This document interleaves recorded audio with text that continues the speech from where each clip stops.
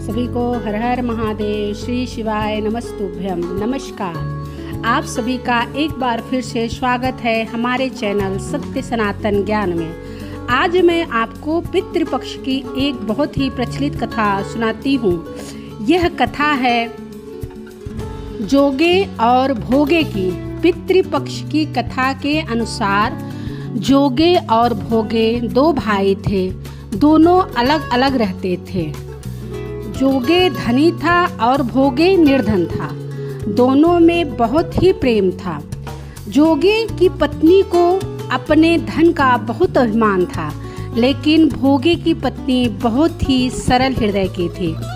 पितृपक्ष आने पर जोगे की पत्नी ने उससे पितरों का श्राद्ध करने को कहा, तो जोगे ने इसे व्यर्थ का कार्य समझकर टालने की कोशिश करी। लेकिन उसकी पत्नी ने उससे कहा, यदि हम ऐसा नहीं करेंगे तो लोग बातें बनाएंगे और फिर अपने मायके वालों को दावत पर बुलाने और अपनी शान दिखाने का उसे यह उचित अवसर लगा। वो बोली, आप शायद मेरी परेशानी की वजह से ऐसा कह रहे हैं, लेकिन मुझे कोई परेशानी नहीं होगी। मैं भोगे की पत्नी को बुला लूँगी और उससे सारा काम करा लूँगी। फिर उसने जोगे को अपने पीहर न्योता देने भेज दिया। दूसरे दिन उसके बुलाने पर भोगे की पत्नी सुबह सुबह आकर काम में जुट गई। उसने रसोई तैयार की, अनेक पकवान बनाए और सारा काम निपटाकर अपने घर आ गई। आखिर उसे भी तो पितरों का श्राद्ध और तर्पण करना था। इस अवसर पर जोगे की पत्नी ने उसे रोका भी नहीं। शीघ्र ही दोपहर हो गई। पितृ भूमि पर उतरे।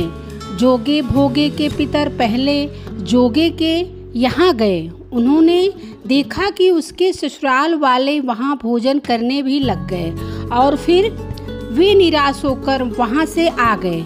अब तो भोगे के यहाँ गए।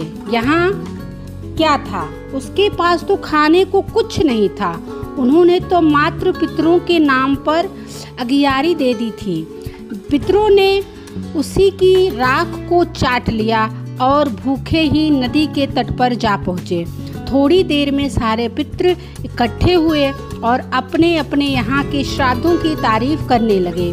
जोगे भोगे के पितरों ने अपनी आप बीती सुनाई और फिर वह सोचने लगे, अगर भोगे समर्थ होता तो शायद उन्हें भूखा नहीं रहना पड़ता।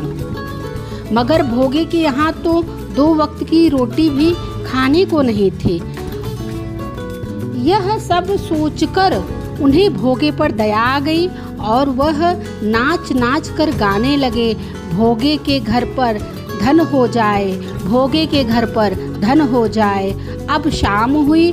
भोगे के बच्चों को कुछ भी खाने को नहीं मिला था।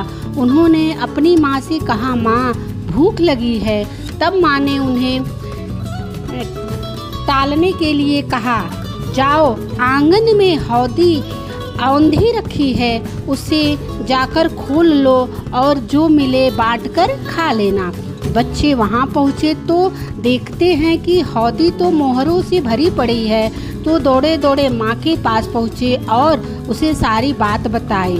आंगन में आकर भोगे की पत्नी ने यह सब देखा तो वह भी हैरान हो गई। इस प्रकार भोगे भी धनी हो गया, मगर धन पाकर भी वो घमंडी नहीं हुआ। अब फिर पितृपक्ष आया। श्राद्ध के दिन भोगे की पत्नी ने बहुत से व्यंजन बनाए, ब्राह्मणों को बुलाकर श्राद्ध किया, भोजन कराया और दक्षिणा भी दी।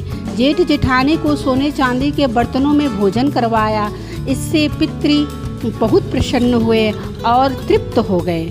तो यह थी श्राद्ध पक्ष में सुनी जाने वाली जोगे भोगे की कथा। आपको आज की कथा कैसी लगी कमेंट करके ज़रूर बताइए। सभी को हर हर महादेव। अगर आपको यह कथा अच्छी लगी हो तो लाइक ज़रूर करें और साथ ही मेरे चैनल को सब्सक्राइब करें। जय भोलेनाथ, श्री शिवाय नमस्तुभ्यम।